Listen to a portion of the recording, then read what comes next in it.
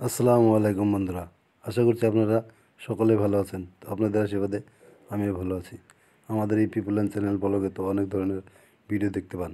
তো আজকে নিয়ে আসলাম যারা পীর এবং মাজারে সেজদা করে এবং দোয়া করে তার কিছু তথ্য দেখুন এই ভিডিওর মাধ্যমে। তো এই ভিডিওতে যাকে দেখছেন ইনি হলো পাকিস্তানের একজন বিশিষ্ট ব্যক্তি, আর ইনি গিয়েছেন সৌদি আরবে হজরত মোহাম্মদ সাল্লাল্লাহু আলাইহি ওয়াসাল্লামের রোজা মোবারকে গিয়ে উনি হাত তুলে মোনাজাত করতেছিলেন। তখনই ওনাকে মোনাজাত করতে বারণ করে দেওয়া হয়, আর উনি সাথে সাথে বলে আমার ভুল হয়েছে।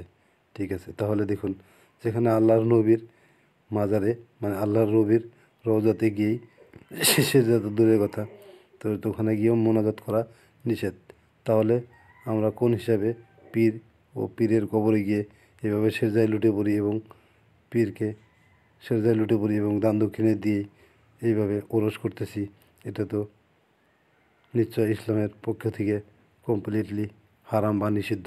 কারণ যেখানে হজরত মোহাম্মদ সাল্লাল্লাহু আলাইহি ওয়াসাল্লাম, যার দৌলতেই ইসলাম সৃষ্টি হয়েছে, তার রোজাতে গিয়ে যদি মোনাজাত করা নিষেধ, তাহলে এরা তো কোন খেতার মূলি?